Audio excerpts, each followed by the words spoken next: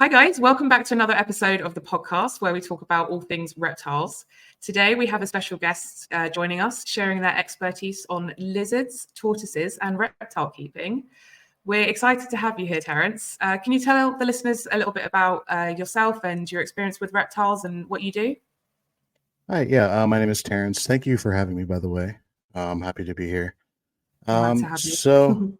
Yeah, so I do keep reptiles. I have tortoises, different types of lizards, a monitor, snakes, iguanas, quite a collection that I've You built do, up. yeah. Yeah, I love it. I love seeing your posts. Like every time you post thank you. something, I'm just like, Yeah, and it's more of a hobby for right now. If I can make money on it later, that'd be cool, but not really the end goal at least. For work, I am actually a veterinary technician and a kayak tour guide at the Merritt Island Wildlife Refuge. So just all about outdoors and animals, really. I dig it. Right, let's dive in. So the first question is, can you take us back to the beginning? How did your journey start? Yeah, sure. So I think I started keeping reptiles officially like early 2020. So it really wasn't even that long ago in the grand scheme of things. Yeah, same as me. Um, my father actually passed very late 2019. So it's kind of lost, drifting around, not really knowing what to do.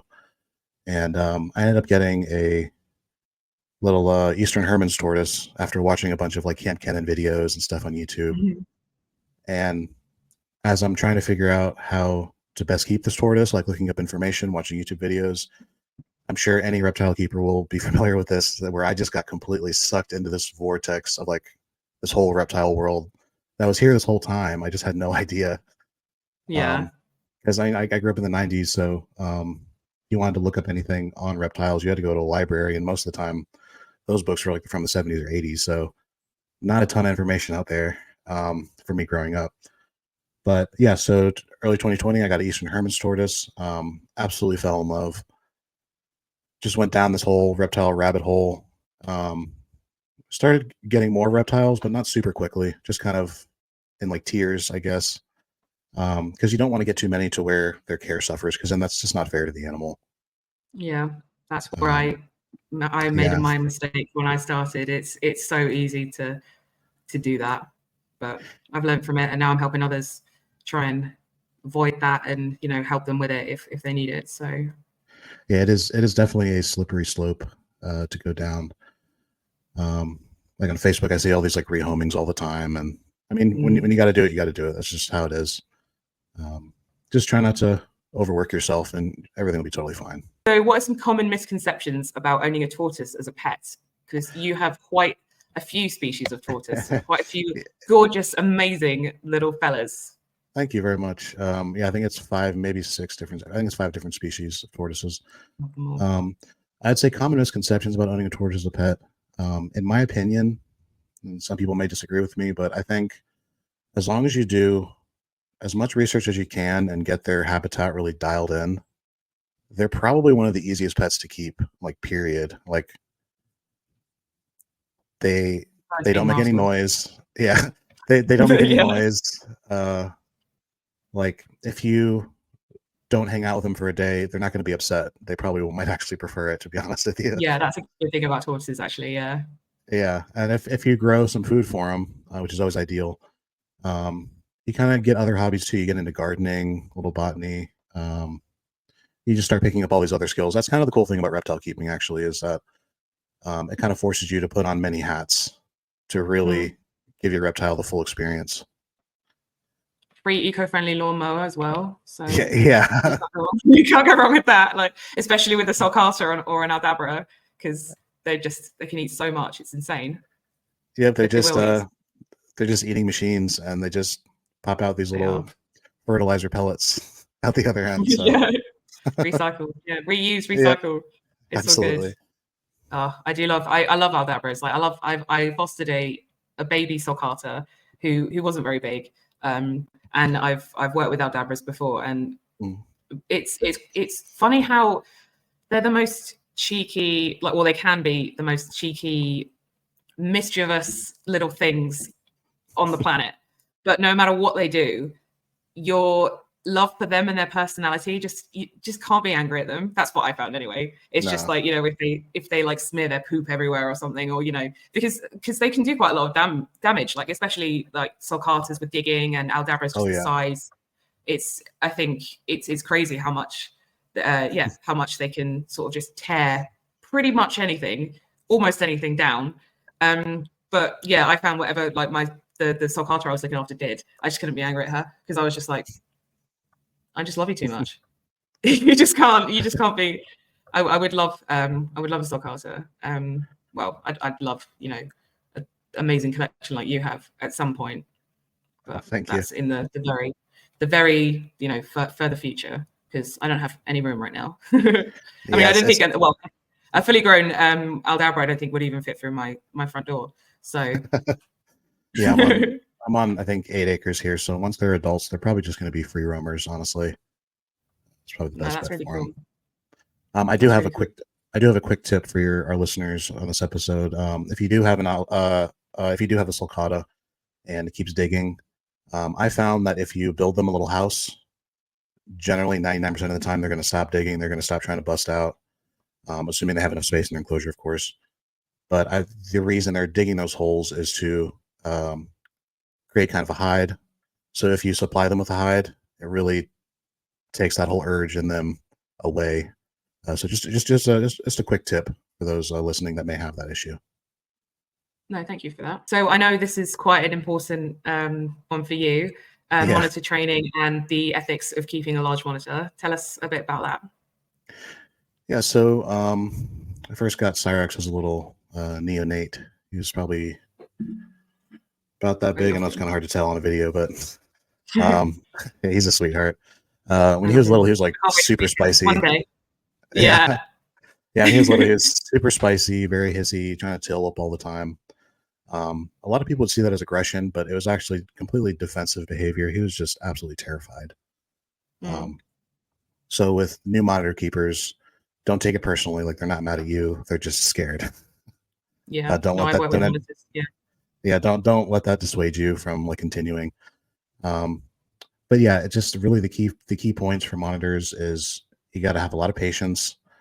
It helps if you kind of put yourself in their shoes, not to anthropomorphize them, but it kind of gives you just a different perspective. You know, would I be happy in this enclosure? Would I be happy with this food? Consider yourself them in the enclosure, and you see this massive being trying to hold you or grab you or feed you. That could be pretty terrifying if you think about it. Yeah, I think that would be for anyone or animal. Yeah. So I mean, the key points is to have patience, go really slow, get them used to your scent. So what I'll typically do is I'll tongue feed with one hand, and then have my other arm in the enclosure so they can continue to smell that. And once they get used to that, you can also put like a t-shirt or something that you've worn for a day, or that you just keep in your bed. Yeah, it really does help a lot, actually. It does, and just put that in their hide, and they'll kind of make that connection. Oh, this smell is safe, you know. Really big points. I personally believe in force-free handling. I know there's a lot of people that just try to hold them until they get tired. I feel like that's a good way for your monitor to not like you very much, in my opinion.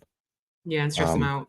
Yeah, he's not really getting calmer. He's just getting tired, because reptiles aren't like mammals. Once they expend that energy, like, they are done. They can't just like rebound. Yeah. And I and I chose not to do the whole tub thing, because I feel like, I don't know, it's kind of forcing them into a situation where they're kind of like helpless, you know, and they need to hold on to you. It's probably not a big deal, but me personally, I don't want to do that. I don't want to go down that route. So I just exclusively socialize through tongue feeding, having my arm in the enclosure. It got to a point where he was pretty handleable in like 30 days. So I feel like I saw it was quite quick progress. Yeah. I was so proud. Yeah, thank you. Yeah, a little teardrop, just like, oh, he's so good. Yeah, so I mean, it's tough to say, because he's my only monitor I've ever had. So either I got the socialization thing down, or I just got really lucky. I don't know yet. I told my girlfriend I told my girlfriend I should maybe get another monitor, just to double check and make sure I actually know what I'm doing, or I just got lucky. But yeah, now he's like totally handleable. He's about 4 feet, a little over 4 feet long now. Um, he'll just sit on my shoulder. Sometimes he likes to sit like right on top of my head here. So yeah, and then his outdoor enclosure is almost done. I built a big 17 by 17 foot enclosure, I think 7 or 8 feet tall.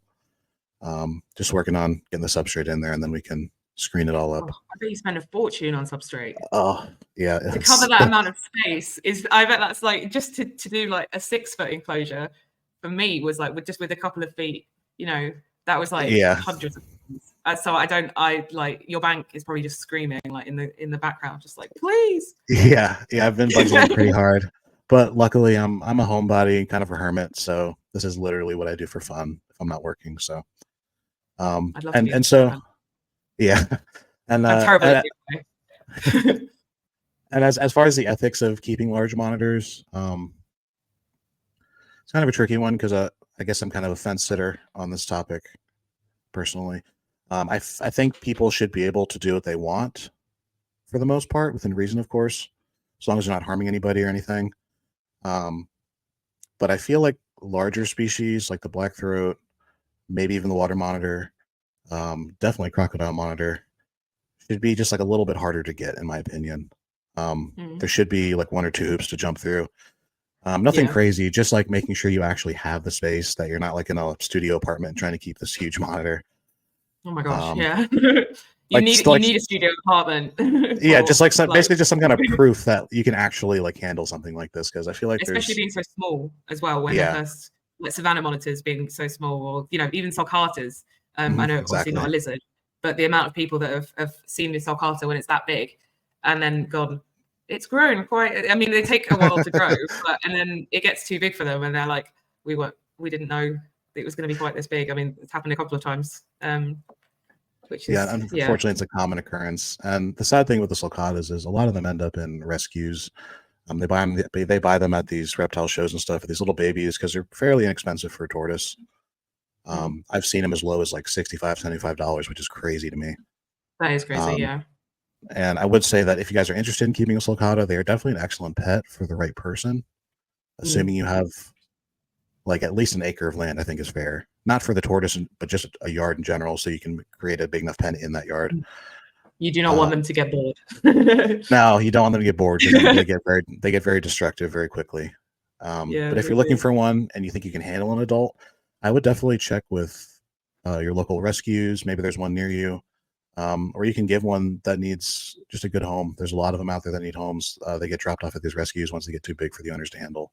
And they're hard to rehome because of the size as well. Yeah, and the whole situation just really sucks. Kind of bothers me a little bit when I go to reptile shows and I see them for sale, but at the end of the day, it's really not my place to say what can and can't be done. So I just kind of have to accept the reality of the situation. Hope for the best, think just hope that this breeder is going to be ethical and ask. I mean, if we can assume the worst, we can assume the best. It's just better not knowing sometimes. But yeah. just imagine. But yeah, no, they are wonderful. How hard is it to get an Aldabra in the US as well? Fairly easy, as long as you have like $2,000 to $3,000. You can get one shipped to you the next day. So wow, I don't think we can. Not in the UK. I don't think we can get them. I mean, I've only seen them in one instance, and that was some respite from a zoo. So I've never seen them outside of that kind of context, like either a zoo or a specialist. I never met a Galapagos. I'm desperate to meet Galapagos. Same. I'm actually planning a trip with a few other Aldabra nerds to visit Sam Pascucci for the first time. I actually got my Aldabras from him, but I never went there in person. So it'll be really cool to see all his huge tortoises. And he, like you said, he has the Galapagos, so that'll be a real treat to see in person, because I as well have never seen one in person. I think that's just going to be totally mind-blowing. I bet it's phenomenal. Yeah, no, fully. I would just be, I think I'd just probably stare at it for at least like, I don't know, an hour or so. I think I'll probably be there for a while. Yeah. Wow. And then once I start touching it, or like giving it a little stroke, or like boop it on the snoot, or I think I'll just be like, I'm not going. I'm staying here. Oh, so what are the most I guess we kind of covered this significant challenges of keeping reptiles in a domestic setting, because you're sort of, well, not the regular domestic setting. Yeah, I am lucky living in Florida. I do know that, so I know not everybody can keep outdoors year round. So I mean, living in Florida definitely helps. I would say the most significant challenge for me keeping like the indoor reptiles, for example, is enrichment. I don't want them to be bored. I don't want them to. I mean, they are technically imprisoned, I guess, but I don't want them to feel that Yeah, way. yeah, Ideally, yeah. so every now and then I'll change their enclosure around. Put a fresh branch in there. I try to vary their food as much as possible, just to keep things interesting. For the lizards, I use a lot of live insects so they can actually chase them around. Forces them to kind of burn some of those calories, move around a little bit. And Oh, you're back. oh, sorry. Sorry, I lost you for a second. But yeah, so just making sure they're not bored, giving them stuff to do. Even if Enrichment you is so have, important. It's like, oh yeah, you could even get like what I did for Cyrax as a baby was I actually got one of those wicker balls, and I put what are they? Hornworms inside. Really good for hydration. we can't get hormones here. No, No, I it mean, sucks because they look like they're so beautiful. Like, I think I feel bad feeding them, but they look like they're just cool little creatures, and like lizards are obsessed with them. oh yeah, I don't think I've they're ever very seen like a tasty. lizard turn one down, like, ever. No, well, another one maybe you could try like silkworms. Maybe those are also Yeah, no, we get silkworms, probably but I even know they healthier, honestly. bad. So yeah, then he would have to try to. It gives him like a puzzle. You can do the same with like the Rankins, for example. You could put some of their food in some kind of container or something where they have to kind of try to figure it out, Is it a work out the cat? problem. Sorry, Oh I'm getting yeah, I got a distracted. little Siamese. Yeah, Yeah, you've recently become a cat parent. Well, I mean, a kitten parent. Anyway, I've been a cat parent for a long time, but yeah. My girlfriend loves to rescue animals, so she works with a lot of like the big up smaller to her for critters. convincing you. Yeah, yeah. It's hard for me to say no to her, especially when I have all this behind me. It's like, am I really one to Yeah, talk? no, we were talking about that before. So, I was like, it's give and take. It's give and take. yeah. But hey, as long as all the animals are healthy and taken care of, then it's all gravy. Exactly. That's the main thing. You weren't sort of doing what you're doing. What do you think? I said doing like 4 times then. You're good. You're good. I don't know. I mean, I'm pretty content with how everything's going right now. Just keeping the reptiles as a hobby. Here and there, when I'm breeding them, I might make a little money here and there, which is nice. Kind of helps out. Mm. I do enjoy the vet job. It's just euthanasia is going to be hard, especially. I feel like the hardest part about it is the clients and their reactions to all Oh of it. yeah. It's kind of hard to see every day, Yeah, no, I can imagine that's really hard on you, like emotionally, to have the animal put to sleep, and then obviously the Yeah. owners on top of it. It's Yeah, heartbreaking. it's a tough situation. But to balance that out, I do the kayaking, which I really love. I haven't been It's kayaking in years. yeah, It's hard it's work. pretty. I'm pretty like mind blown. I even got a job like this because I'm like, you'll pay me to do this. So Yeah, no, that sounds uh, awesome. yeah, it's cool. We see like a lot of dolphins, manatees. There's the most consistent Florida's bioluminescence wild. here. Yeah, I don't there's think like I can't gators. really. I genuinely can't comprehend Florida. Like, I just can't. I know, like, I get like Manny or Tommy or like you just sending me like just this like pictures and stuff of just what's outside. Or I saw in one of Tommy's videos the other day, he was just like, oh look, there's a cane toad in my yard, and I'm just like, I'm gonna lose it when it's like Australia and Florida. I'm gonna lose it when I visit eventually, because it's gonna be so much fun as well to go herping. I can't Yeah, wait. in the back tortoise area, actually, where all the enclosures are, I have little concrete ponds for them, and at night you can probably hear like 3,000 different tree frogs just all croaking. they'll lay their eggs in like the water dishes and stuff, and I try not to disturb it too much. Um, and like tadpoles will grow in there sometimes, and like they grow pretty quickly. And there's I this is know full of them at night. not everyone's a fan of, like a symphony of frogs, like just singing the songs of their people. To me, that's heaven.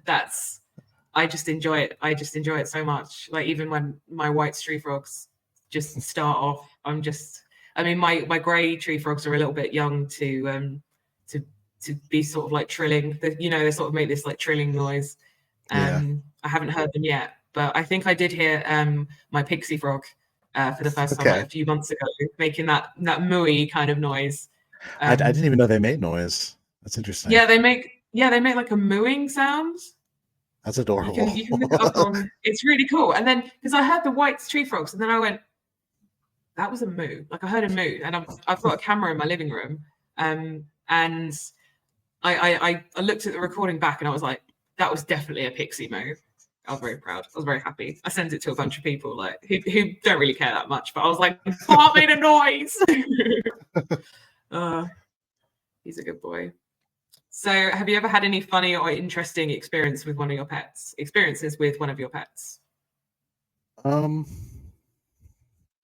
I'd say probably the most interesting experience is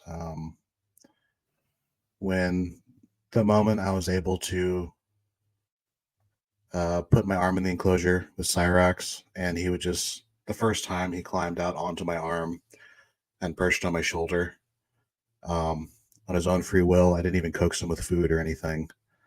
It's that emoji with the tearing up emoji. Like, yeah. Like I felt like a legitimate dragon tamer at that point. Yeah. Like I felt like the most badass I've ever felt in my entire life. It's a good feeling. Just a really cool moment. It is. It's such a good feeling. Like going from it is hard work. Like that's not like why you do it. Like it's you do it for the animal ultimately, but then it is a good feeling when an animal is refusing to be near any kind of human and just showing signs of being scared, or like we were saying, and then you work with them and you work with them and you work with them, and then you can eventually like hold them, and they feel comfortable around you, and it's one of the best feelings. Yeah, it's really like just like crazy rewarding. And I mean, what makes it even cooler too is that monitors are just so incredibly intelligent and inquisitive. Yeah. I just feel like it's even more of an accomplishment just because of how sharp they are. They're really I think that's another everything. thing. Yeah, people underestimate them for sure. I've not owned, the only monitor that I've or monitors that I've owned have been Savannah monitors. Those are the ones that I've like tamed, or Eric, my girl, who's rescued, who has made a lot of progress since I've got her. Bit of weight loss, is a lot more. She wasn't very good at catching bugs when I first got her, but now she'll run around the enclosure and like catch them herself, and it's one of those things that, as you said, maybe should be a little bit more difficult to get, because here we see so many SAFs that are bought when they're this big, and people don't realize that the size of the enclosures. I mean, she could definitely, like, they can escape, so they're just so clever. They can just they can slide the doors open, and they're not daft, and yeah, they're definitely underestimated.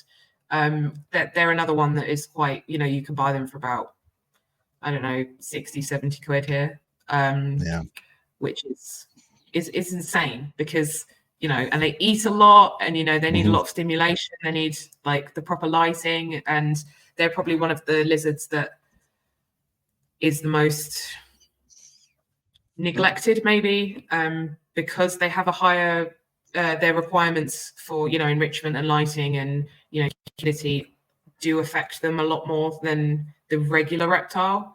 But a lot of time, I'm sorry to interrupt. I feel like a lot of times they don't really get the proper diet. I feel like most No, they people are don't. pretty good about it, but if it's just those couple of people that don't really do any research beforehand and they're just Yeah, feeding and it that's one like of the ones meat that's not and a, eggs all the that's an time. experienced reptile keeper Yeah. species. So much. There's so many different aspects of everything. I Yeah. could talk about it for hours. But yeah, as people see other large lizards eating rats and chicks and that kind of thing, Mhm. and then they're like, "Oh, so it's a big lizard, so we can feed it, the same thing." And yeah, Yeah. it's important to help educate. Like every time I see anyone just asking, about the diet, or it's like, no, they don't eat that kind of meat. Insectivores, insects, cockroaches, Exactly. locusts, worms, and that kind of thing. But it's just, and then they end up with, fatty liver disease, and They usually end their up life expiring like expectancy. 5-6 years.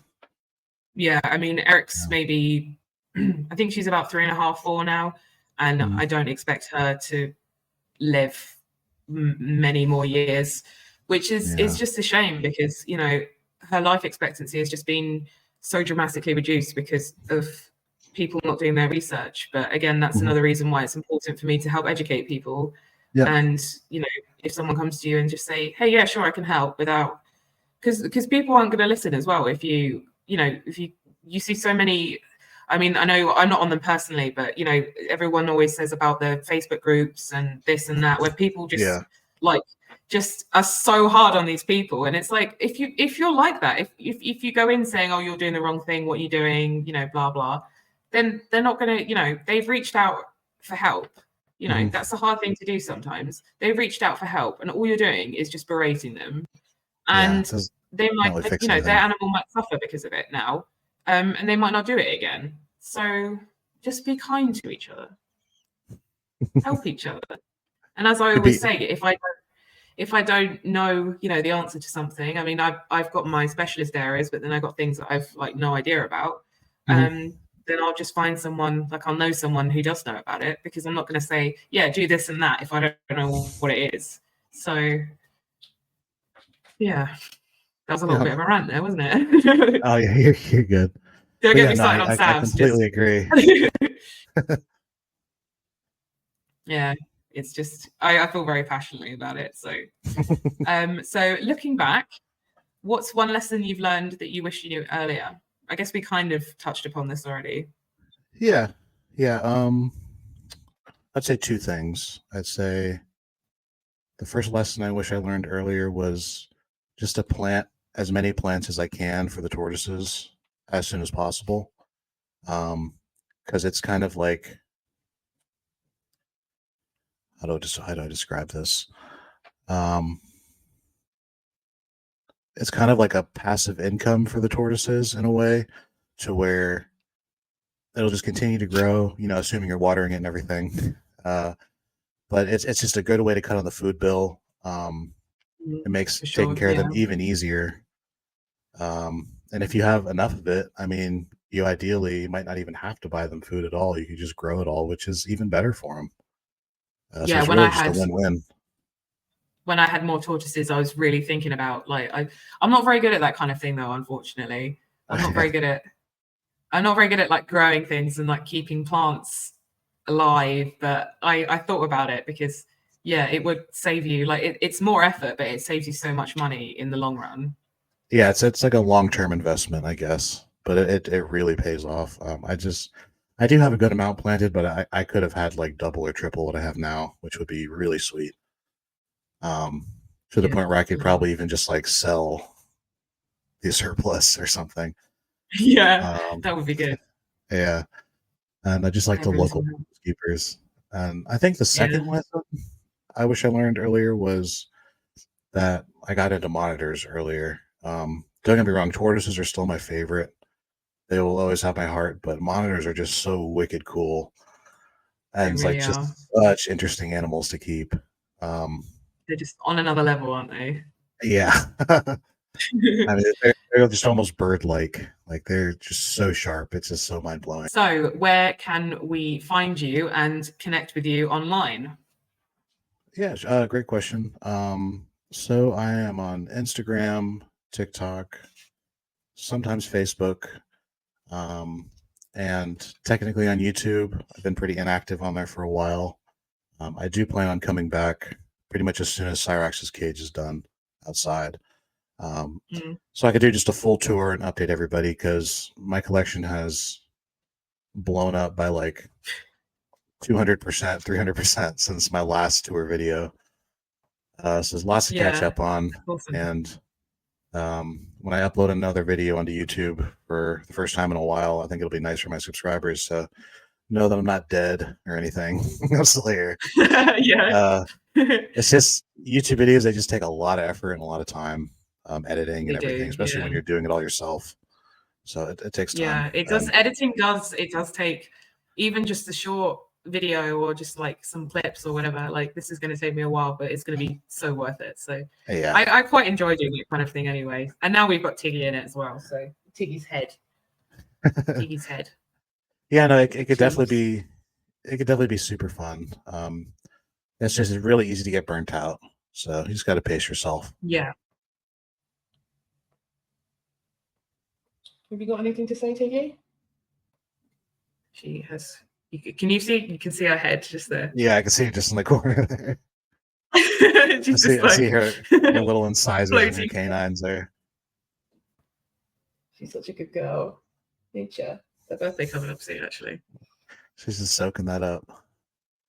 She loves it. She loves it. I just because like I'm quite tall, and her being a big dog, she's like the perfect size to hug. Because I'll just lay with her and I can actually like properly cuddle her because she's big as well, aren't you? But yes, so thank you to all of our listeners for tuning in. Be sure to follow us for more episodes on all things reptiles. Until then, stay wild.